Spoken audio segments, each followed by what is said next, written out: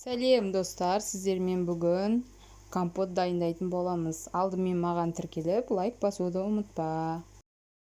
Банкымызды жуып, тазалап алып, ішіне алшамызды салып шығамыз. Вишняны саламыз. Керегінше өзімізге салып аламыз. Мен осылай 2 банкіге салып жатырмын. Енді үстінен алмамызды салатын боламыз. Павлодарда осындай майда алма, егер сіздің алмаңыз үлкен болса, 2-ге 3-ге бөліп салып жібересіздер.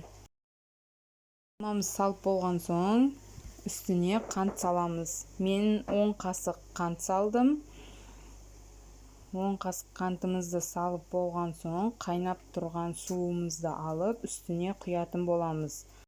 Өте тәтті болады, егер қанты көп болса, аздау салып жібересіздер. Енді крышкамызды алып, жауып, жақсылап бұрап жауып қоямыз. Ең бастысы, крышкаңыз жақсы жабылса болды. Міне менде компотымыз дайын болды. Өте дәмді, өте күшті шығады. Қыста балдар сүйсініп ішетін болады. Сіздер де дайындап көріңіздер. Сіздерге де ұнайды. 5-ақ минутта жауып боласыздар. Алдын ала рахмет сіздерге. Менің каналыма тіркеліп, лайк басып, комментарий жазуды ұмытпаңыздар. Сау болыңыздар.